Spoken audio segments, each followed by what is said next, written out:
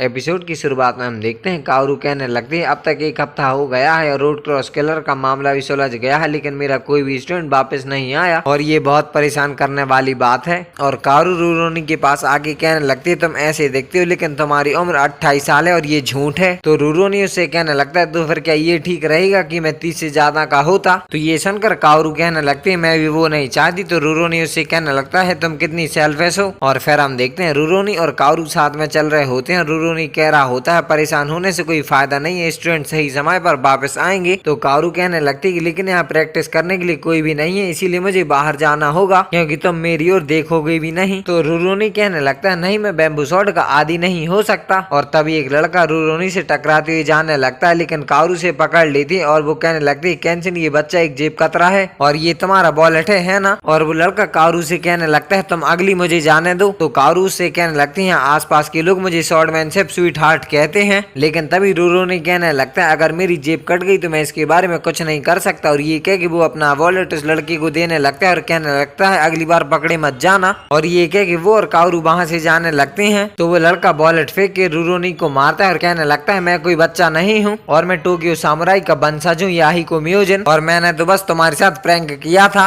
क्योंकि तुम में तलवार रखने की हिम्मत है तो मुझे गलत मत समझो। तो रूरोनी अपना वॉलेट उठा लेता है और वो उससे कहने लगता है मुझे माफ करना, मैंने तुम्हें अंडर एस्टिमेट किया था। तो ये सुनकर याहिको वहां से चला जाता है। और हाँ अब हम रूरोनी को कैंसन कहेंगे। और फिर हम देखते हैं कैंसन कहने लगता है कि टोक्यो एक वास्तव में राउडी प्लेस है। तो कारू से कहने लगती है कि यहाँ आने से पहले तुम कहाँ थे। तो कैंसन कहने लगता है कि मैं रैंडमली इधर उधर था और आखिरकार मैं रूरोनी हूँ। तो ये सुनकर कारू अपने मन में कहने लगती है कि मुझे आश्चर्य है कि वो अपने दिन रूरोनी के रूप में क्यों बिताता है। और ज्यादातर एम्पियरलिस्ट ने बहुत पहले ही अपनी तलवारें त्याग दी थी और ये मैजी गवर्नमेंट के साथ अपने अधिकार का दुरुपयोग कर रहे हैं। और फिर कारू उससे कहने लगती है मैंने तुमसे कहा था कि इस तलवार को किसी चीज से छुपाओ क्योंकि टाउन में बहुत सारी पुलिस ऑफिसर्स भी हैं और भले ये साकावाटो क्या ना हो वो तुम्हें जरूर अरेस्ट करेंगे। तो कैंसन उससे कहने लगता है अगर ऐसी नौबत आती है तो मैं उनसे निपट लूंगा। और ये क्या कि वो वहां से जाने लगता है। और फिर हम देखते हैं कारू उससे कहने लगती है कि मैं अब प्रैक्टिस के लिए बाहर जा रही हूँ तो प्लीज कैंसन मेरे लिए शॉपिंग करने जाओ। और ये क्या कि वो से चीजों के नाम बताने लगती है। तो उन्हें सुनकर कैंसन वहां से जाने लगता है। और तभी एक कैरेज कारू के पास रुकता है और उसमें से एक आदमी कारू से कहने लगता है क्या पुलिस स्टेशन जाने के लिए ये सही रास्ता है। तो कारू हाँ कहती है और वो उसे रास्ता बताने लगती है। तो इसके लिए वो आदमी से थैंक यू कहता है और फिर वो कैरेज वहां से चला जाता है। और उसके जाने के बाद कारू कहने लगती है कि वो कौन था। और फिर हम उसी आदमी को देखते हैं जो कि कह रहा होता है क्या तुम सचमुच यहाँ इसी टाउन में हो हिमुरा बात तो सही। और फिर हम देखते हैं एक आदमी याहिको से कहने लगता है तुम्हें आज पेमेंट देनी है तो तुम्हारे पास ये तैयार है ना। तो याहिको कहने लगता है अभी तक नहीं और अगर मैं आज शाम तक इसे तैयार कर दूं तो आप कंप्लीट नहीं कर सकेंगे। लेकिन तभी एक आदमी उसके मुंह में डंडा मार देता है और उसका नाम मिस्टर घास के होता है। और वो याहिको के सीने पर लात रख के कहने लगता है जब तुम मेरे लिए पैसे नहीं लाते तो तुम बिल्कुल बेकार हो और मैं शाम को फिर आऊंगा, अगर तुम्हारे पास पैसे नहीं हुए तो इसका अंत नहीं होगा। और ये कह के वो आदमी और उसका साथी वहां से चला जाता है। और फिर हम देखते हैं कुछ पुलिस ऑफिसर्स कैंसन को घेरे हुए होते हैं और तभी वहां पर याहिको भी आ जाता है। और साथ में वहां पर एक पुलिस ऑफिसर अपने कुछ ऑफिसर्स के साथ आ जाता है और उसका नाम उज़ुकी होता है। और वो पहली स्क्वाड यूनिट से कहने लगता है हमारा स्क्वाड बाकी सबका ध्यान रखेगा तो तुम लोग जा सकते हो। तो एक पुलिस ऑफिसर उससे कहने लगता है हालांकि ये आदमी अपनी तलवार निकालने का कोई इरादा नहीं दिखाता है तो हमें तलवारधारी पुलिस को परेशान करने की जरूरत नहीं है। तो ये सुनकर उज़ुकी उसके मुंह में तलवार मार के उसे नीचे पटक देता है और वो कहने लगता है कि तुम 3rd क्लास ऑफिसर मेरे खिलाफ राय रखने का साहस करते हो। और वो कैंसन से कहने लगता है यदि तुम अपनी तलवार निकाल लो तो कैसा रहेगा। तो कैंसन उससे कहने लगता है कि पहली बात तो मैं अपनी ताकत का प्रदर्शन करने के लिए तलवार नहीं रखता। और तभी वहां पर कारू कैंसन कहते हुए आ जाती है और उसे देखकर उज़ुकी कहने लगता है वो तुम्हारे साथ है ना। और तभी 2 ऑफिसर्स अपनी तलवार से कारू का रिबन काट देते हैं और वो दोनों उसकी गली पर तलवार रख देते हैं। और उज़ुकी कहने लगता है अगली स्ट्राइक में मैं उसके किमोनो के टुकड़े टुकड़े कर दूंगा और उसे अपमानित करूंगा। ये सुनकर कैंसन कहने लगता है क्या तुम सचमुच एक पुलिस ऑफिसर हो। तो उज़ुकी कहता है हाँ और वो कहने लगता है कि मैं तलवार कैरी करने की परमिशन के साथ कानूनी तौर पर पुलिसों को मार सकता हूँ। तो ये सुनकर वहाँ मौजूद लोग उसका विरोध करने लगते हैं। तो उज़ुकी कहने लगता है कि उन लोगों के बारे में चिंता मत करो जो विरोध करते हैं उन्हें मार डालो। तो ये सुनकर वो लोग वहाँ से भागने लगते हैं। तो ये सब देखकर केंचन अपनी तलवार निकाल लेता है और वो कहने लगता है मैं इस काओरू के खिलाफ और टाउन के लोगों के खिलाफ उस ब्लेड का 1 इंच भी उन्हें छू नहीं पाएगा, और यदि तुम एक अपोनेंट चाहते हो तो मैं तुम्हें ले लूंगा। तो उजीकी कहने लगता है वो साकावाटो काफी अजीब ब्लेड है, लेकिन अब मैं सेल्फ डिफेंस के नाम पे हत्याएं कर सकता हूँ। और फिर हम उसी आदमी को देखते हैं जो कि चीफ ऑफिस में बैठा होता है और वो कह रहा होता है कि हिमुरा एक ऐसा व्यक्ति है जिसने कभी इतनी इविल शॉट नहीं चलाई और उसने इतने लोगों को मार डाला है कि उसे हितोकरी बातोसाई कहा जाता है, लेकिन एक बार भी उसने अपने स्वार्थ के लिए किसी व्यक्ति की हत्या नहीं की। और ये सब मैजी न्यू एरा के लिए था और एक ऐसा हीरो जिसने अपनी तलवार से कई क्रांतिकारी वॉरियर्स की जान बचाई और उसके बिना क्रांति कभी सफल नहीं होती, इसीलिए मैं उसे ढूंढना और उसका वेलकम करना चाहता था। तो ये सब सुनकर चीफ बताने लगते हैं कि सुबह सुबह स्टेशन के सामने अपराधियों को ड्रॉप कर दिया गया था, लेकिन हमें अभी भी पता नहीं है कि उन्हें किसने पकड़ा था। और पूछताछ करने पर उन लोगों ने बताया कि हमें रियल डील मिल गई, लेकिन मुझे यकीन है कि ये उन लुटेरों की बकवास है। लेकिन तभी वहाँ पर एक ऑफिसर आके कहने लगता है हमें एक प्रॉब्लम हो गई है, उजीकी ने एक और सीन बना दिया है। तो वो चीफ उससे कहने लगते हैं इस बार उसने क्या किया।